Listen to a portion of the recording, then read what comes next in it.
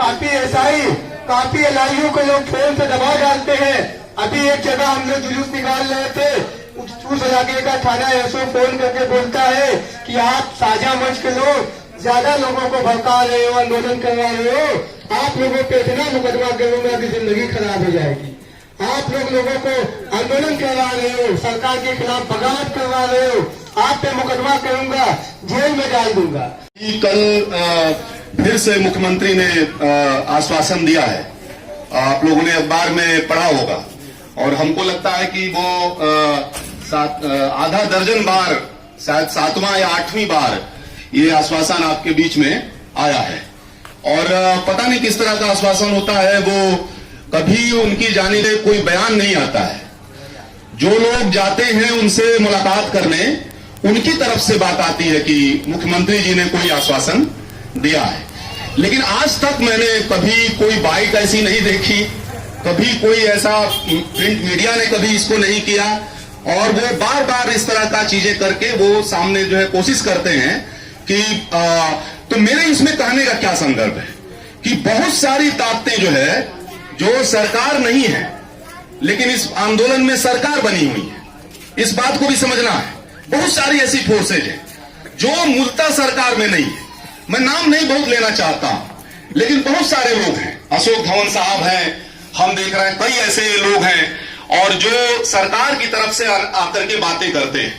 लेकिन हमको ये समझना है कि ये मसला मुख्यमंत्री का है या मुख्यमंत्री के सचिव का है, उनकी तरफ से कभी कोई इस तरह का बयान नहीं आता है। हम तो यहां तक चकित थे जब आपकी 2-3 सितंबर की जो वार्ता थी, उस वार्ता में भी आपने ध्यान दिया होगा कि कहीं भी आप देखिएगा कोई भी इस तरह की वार्ता होती है तो वार्ता में दोनों पक्ष जो है सामने आते हैं, प्रेस के सामने आते हैं अपनी बातचीत पूरी करने के बाद, और दोनों लोग जो कुछ भी कमिट करते हैं तो सामने आकर के मुजाहरा उसका करते हैं। वो कुछ लिखित भी होता है, दोनों प्रतिनिधियों के हस्ताक्षर भी होते हैं, कुछ बयानात होते हैं कि हमने ये माना और हमने ये माना। लेकिन 3 सितंबर को आप याद करिएगा, वो बात भी आपने देखा होगा हमारे प्रतिनिधियों की ही तरफ से आई। कहीं भी आपने देखा होगा कि कोई मुख्यमंत्री का बयान, कोई सचिव का इस तरह का प्रेस वार्ता, वो भी नहीं हुआ। तो मेरे इसमें आपसे कुछ कहना यह है कि आने वाले समय में एक बात समझना है कि ये जो सवाल है, ये सवाल केवल बिजली का नहीं है। कुछ बिजली आपसे बढ़ा के ले लेनी है, बिजली विभाग कुछ घाटा में जा रहा है, ये सवाल नहीं है। ये सवाल रहता तो 100 की जगह 200 ले लेते, 100 की जगह 300 ले लेते, 100 की जगह 400 ले लेते। सवाल ये नहीं है। 100 की जगह 3000 की जब बात आप की जा रही है, और वो भी किस दौर में बात की जा रही है? लॉकडाउन के दौर में बात की जा रही है। हिंदुस्तान के इस मुल्क के और कह लीजिए कि पूरी दुनिया में इस समय हर तबका अतिरिक्त राहत मांग रहा है। हर तबका लॉकडाउन ने उसको बर्बाद कर दिया है, सारे धंधे को 10 साल पीछे ढकेल दिया है, सारे इंडिविजुअल लाइफ को भी 10 साल 20 साल पीछे कर दिया है। इस समय जो है पूरी दुनिया में हम देख रहे हैं कि समाज का हर तबका आपसे कुछ न कुछ अतिरिक्त राहत मांग रहा है। सरकारें भी सैद्धांतिक तौर पे इसको स्वीकार कर रही हैं। आपके इस देश में, इस मुल्क के प्रधानमंत्री ने भी 20 लाख करोड़ पैकेज का एक घोषणा की है। आप उस पर हंस सकते हैं कि वो कहां गया, क्या हुआ, हवा में चला गया, लेकिन सैद्धांतिक तौर पे सरकार ने यह स्वीकार किया कि इस समय कुछ अतिरिक्त राहत देने की बात हर तबका मांग रहा है। हम देख रहे हैं कि शिल्पकार हैं, हम देख रहे हैं कि किसान हैं, हम देख रहे हैं कि तमाम जो पटरी दुकानदार हैं, छोटे व्यापारी हैं, छोटे, अगर लोगों की जेब में पैसा नहीं जाएगा तो बाजार में पैसा नहीं जाएगा, और बाजार में पैसा नहीं जाएगा तो उत्पादन नहीं बढ़ेगा, और उत्पादन नहीं बढ़ेगा तो रोजगार नहीं बढ़ेगा। ये मुल्क को बचाने के लिए सारे अर्थशास्त्री इस बात को कह रहे हैं कि इस समय हर आदमी के खाते में अतिरिक्त पैसा डालो। ये केवल बुनकर की बात हम नहीं कर रहे हैं, ये मुल्क को बचाने की लड़ाई है। ये केवल कुछ किसान की बात नहीं कर रहे हैं। और आज क्या चल रहा है? तो आपके साथ क्या हो रहा है? आपसे कहा जा रहा है, सबसे कहा जा रहा है कि हम कुछ देना चाहते हैं, हम कुछ करना चाहते हैं। आपसे क्या कहा जा रहा है? आपसे कहा जा रहा है कि आपकी पुरानी राहत भी हम छीनना चाहते हैं। ये पूरा आप इस बात को समझिए, और इसलिए मैं इस बात को आपसे कहना चाहता हूं कि आने वाले समय में इस बात को सारे लोग महसूस कर रहे हैं कि आने वाले समय में लोग कह रहे हैं कि कैसे इस निजाम से लड़ा नहीं जा सकता है, इस निजाम से कुछ पैरवी करके बात कर ली जाए, कुछ बातचीत करके मसले को हल कर लिया जाए। बहुत सारे लोग कह रहे हैं कि आंदोलन बड़ा जल्दी हो गया। अभी मैं देख रहा था कुछ बड़े इस तरह के हमारे समाज के ही लोगों की तरफ से बयानात आ रहे थे कि थोड़ा जल्दी हो गया आंदोलन में, थोड़ा अभी बातचीत करते रहना चाहिए। 2019 दिसंबर से बातचीत हो रही है, एक साल लगभग आपका हो गया। 19 दिसंबर 2019 से पता नहीं कितनी बार मुख्यमंत्री से मिला लोगों ने, 7 बार 8 बार मुख्यमंत्री से लोगों ने बातचीत की। तमाम किस मंत्री से लोगों ने बातचीत नहीं किया, किस सेक्रेटरी से लोगों ने बातचीत नहीं किया, किस विधायक और एमपी से लोगों ने बातचीत नहीं किया। उसके बावजूद भी कह रहे हो कि जो है हम जो है वार्ता नहीं किए, हमने संवाद नहीं किया, हमने जल्दीबाजी कर दी। हमने देखा जो है आप आज ही जाकर के 1 सितंबर को आपने एक ऐतिहासिक हड़ताल की, और हम समझते हैं कि उत्तर प्रदेश के अंदर या बुनकरी के पूरे इतिहास के अंदर इतना बड़ा हड़ताल हमने नहीं देखा था, इतनी ताकतवर हड़ताल हमने नहीं देखी थी। लोग पूरे उस दौर में जब पैरवी कर रहे थे, बुनकर साझा मंच की तरफ से हम लोग बार बार कह रहे थे कि वार्ता करो, लेकिन आंदोलन को चलाते हुए वार्ता करो, बातचीत में बैलेंस ले आओ। अगर आंदोलन चला करके ये चिरौरी वाली मुद्रा, ये विनती वाली, प्रार्थना वाली मुद्रा, इस रास्ते इस सरकार से नहीं निपटा जा सकता है। हम लोग बार बार इस बात को कह रहे थे। हम जानते हैं पिछली सरकारों से हमारे सरदारान साहब हैं, हमारे तमाम बड़े बुजुर्ग लोग हैं, उनकी बातचीत हो जाया करती थी। लखनऊ में बैठे हुए मंत्री से बातचीत हो जाया करती थी, दिल्ली में बैठे हुए हुक्मरानों से बात हो जाया करती थी। वो 4 हमले करते थे तो 2 हमले आपके वापस भी हो जाया करता था, मसला हल हो जाता था। आज क्या चल रहा है? आज हम देख रहे हैं कि सारे पैरवी वाले नेता, जिन्होंने पैरवी की जिंदगी भर राजनीति की, वो पैरवी की राजनीति के जरिए ही ताकतवर नेता बने, आज इस पूरे आंदोलन में कहीं दिख नहीं रहे हैं, कहीं आपको नहीं दिखेंगे वो। क्योंकि सच्चाई क्या है? ये सच्चाई ये है कि आज मंत्री छोड़िए, चौकी इंचार्ज भी उनकी बात सुनने के लिए तैयार नहीं है। इसलिए लड़ना पड़ेगा आपको, लड़ने के अलावा आपको कोई रास्ता नहीं है। आप पीछे नहीं हट सकते हैं, पीछे दीवार है, बहुत मजबूत दीवार है, उसके पीछे आप नहीं जा सकते हैं। आपको लड़ना पड़ेगा। तंजीमें आपके साथ खड़ा होती है, अच्छी बात है। बुनकर साझा मंच आपके साथ खड़ा होता है, अच्छी बात है। नहीं होते हैं तब भी आपको लड़ना पड़ेगा, आपके सामने और कोई रास्ता नहीं है। इस बात को समझना है आपको, और इस बात को मैं आपसे कहना चाहता हूं। आप याद करिए पूरे मुल्क के अंदर पीतल उद्योग का क्या हाल हो गया। आप याद करिए कालीन उद्योग का क्या हाल हो गया, आपको याद करना होगा। ताला उद्योग का क्या हुआ, आपको याद करना होगा। चमड़े उद्योग का क्या हुआ, आपको समझना होगा। ये सारे धीरे धीरे करके ये सारी चीजों को बड़े बड़े मगरमच्छों ने ले लिया, सरकार की नीतियों ने ले लिया, और अब ये बुनकरी में अंतिम ताबूत में अंतिम कील ठोकने के लिए आ रहे हैं।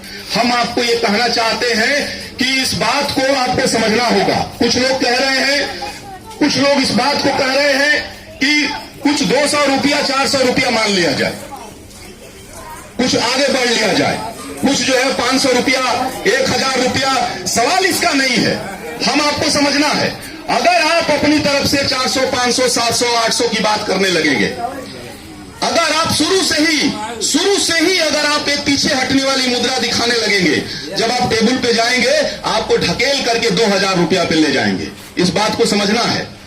हम जो है, हमको जो है फ्लैट रेट से 1 इंच भी हटने की तरफ नहीं बढ़ना चाहिए। फ्लैट रेट से और कोई लॉजिक नहीं दे सकती है सरकार इस समय। कोई महंगाई की बात कर रहा है कि बड़ी महंगाई बढ़ गई है, तो इस सवाल को भी सामने तुरंत खड़ा करो कि बुनकरी बढ़ गई है क्या? बुनकरी भी बढ़ गई है क्या? महंगाई बढ़ गई है तो क्या बुनकरी भी बढ़ गई है क्या? आज क्या करना चाहिए था? आज बुनकरी को जरूरत थी कि 20 लाख करोड़ के पैकेज में से 1 लाख करोड़ का पैकेज क्या बुनकरों के लिए नहीं घोषित किया जा सकता था? आज क्या ये नहीं हो सकता था कि सरकार हमारा धंधा थोड़ा आगे बढ़े, उसको कच्चे माल सस्ते दर पे मुहैया कराया जाए? क्या ये नहीं सरकार कर सकती थी? ये करना नहीं चाहिए था? ये सवाल उसके सामने नहीं था? क्या ये संभव नहीं था कि इस समय जो है हर खाते में, लॉकडाउन के दौर में हर खाते में पर महीने 10-10 हजार रुपया भेज दिया जाए? क्या ये इतनी बड़ी बात थी? ये करने की जरूरत थी कि नहीं थी? आज तो जरूरत ये थी कि आपका माल तैयार हो रहा है, माल तैयार के लिए उसको बाजार मुहैया कराया जाना चाहिए। हमारी बुनकरी थोड़ी आगे बढ़ती, हमारी बुनकरी में भी थोड़ी रोशनी आती, थोड़ी ताकत हमारी भी बनती, थोड़ा हमारे बच्चे भी ठीक से पढ़ने लगते, हमारा भी भूख थोड़ा मिटने लगता, हमारे धंधे में भी थोड़ा आगे बढ़ता, तब आते बात करने, तब हमसे बात करते कि भाई ये बिजली में हम कुछ करना चाहते हैं, हम बिजली में कुछ बदलना चाहते हैं, बहुत घाटा हो रहा है, आप लोग कुछ बढ़ा लीजिए। बात करने का वो समय था। आज इस पे बात करने का नहीं समय है। आज अगर तुम हमको कोई नई राहत नहीं दे सकते हो तो पुरानी राहत तुमको छीनने का कोई अधिकार नहीं है। इस बात को कहना चाहते हैं आपसे, इस सवाल को खड़ा करना हमको, ये बात समझने की जरूरत है। आज कोई इस बात को नहीं कह सकता है। हिंदुस्तान का जब आईन बना, संविधान बना, किस लिए बना संविधान? ताकतवर लोगों से कमजोर लोगों की रक्षा करने के लिए संविधान बना हिंदुस्तान में, बाबा साहब की ताकत के बल पे। और वो भी जिसको कह लीजिए जैसा हम सोचते थे, जैसा बाबा साहब सोचते थे, या उस दौर में तमाम ताकतें सोचती थी, वैसा नहीं बना, लेकिन तब भी बना। और तब बना जब उस दौर में, तो हम किस लिए संविधान लेके आए? हमने कहा हिंदुस्तान के तमाम जो कमजोर तबके हैं उनको अतिरिक्त राहत देनी होगी, उनके साथ ऐतिहासिक अन्याय हुए हैं, उनके साथ ऐतिहासिक रूप से उनको पीछे ढकेला गया है, उनके साथ तमाम तरीके के ब्राह्मणवादी, जातिवादी, धार्मिक आधार पर उनको पीछे ढकेला गया है। ये सवाल हमारे सामने खड़ा था आजादी के आंदोलन में। और जब ये संविधान बना तो हमने कहा कि नहीं, हमको ये जो है इसकी जो है भरपाई करनी होगी। हमने तमाम रास्ते लिए, तमाम इस तरह की उनके लिए अतिरिक्त राहतों का इंतजाम किया। उसी तरह हमने कहा कि ये बड़े मगरमच्छों से, ये बड़ी पूंजी से छोटी पूंजी की रक्षा करने का भी हमने प्रावधान किया। हमने हिंदुस्तान के अंदर तमाम जो छोटे धंधे हैं, तमाम जो इस तरह के जो कालीन वाले हैं, ये चमड़ा वाले हैं, ये ताला वाले हैं, ये जो पीतल वाले हैं, ये दिया और बाती बनाने वाले हैं, ये तमाम लोगों को अतिरिक्त संरक्षण देने की बात हुई है। आज एक कोशिश हो रही है, आज ये कोशिश हो रही है कि मोदी जी ने इस आपदा को एक तरह से अवसर में बदल दिया है। बड़ी पूंजी के लिए, बड़ी ताकत के लिए एक अवसर की तरह उन्होंने बदल दिया है। उनके लिए एक ऐसा मौका बन के आया है कि आज यही मौका है सब कुछ अडानी के जिम्मे कर दिया जाए, सब कुछ अब अंबानी के जिम्मे कर दिया जाए, टाटा बिरला के जिम्मे कर दिया जाए। इसलिए मैं आपसे कहना चाहता हूं कि ये लड़ाई थोड़ी लंबी है और ये लड़ाई केवल जो है बड़ी पूंजी के सामने घुटने टेकने की जो कोशिश है, सिर्फ इतनी ही बात नहीं है। ये लड़ाई जो है, ये हमला आपके ऊपर कम्युनल भी है, इस बात को भी समझना है। एक जबरदस्त प्रचार किया जा रहा है पूरे इस आंदोलन का कि इसमें केवल कुछ मुस्लिम लोग हैं, कुछ इस तरह के लोग हैं। ये सच्चाई नहीं है, ये सच्चाई नहीं है। इसमें अगर 60% माइनॉरिटी के लोग हैं तो बड़े पैमाने पर 40% हमारे दलित पिछड़े समाज के लोग हैं। ये ताना एक ताना है हमारा, तो दूसरा हमारा बाना है। और ये ताना और बाना जिस गंगा जमुनी तहजीब की बात करते हैं, उसकी व्यवहारिक धरातल ये बुनकरी है। अगर गंगा जमुनी तहजीब को समझना हो हिंदुस्तान के अंदर, मुल्क के अंदर, तो सबसे ज्यादा बेहतरीन उदाहरण हमारे सामने बुनकरी है। और इस लड़ाई को, बुनकरी को बचाने का मतलब हिंदुस्तान के अंदर गंगा जमुनी तहजीब को बचाने की लड़ाई है। इस बात को हमको समझना है, ये हम आपसे कहना चाहते हैं। और एक बात और ये कहते हुए, बहुत कम समय लेते हुए, ये कहते हुए आपसे ये कह रहा हूं, ये हड़ताल वापस हुआ है, इस बात को समझना है। हम अभी जाएंगे, हम लोग अभी मकबूल साहब जो सरदार साहब है उनसे भी मिलने जाएंगे हम लोग। ये हमारी तंजीमों ने कुछ सोचा है कि दीपावली तक के लिए हड़ताल वापस किया जाए। हम समझते हैं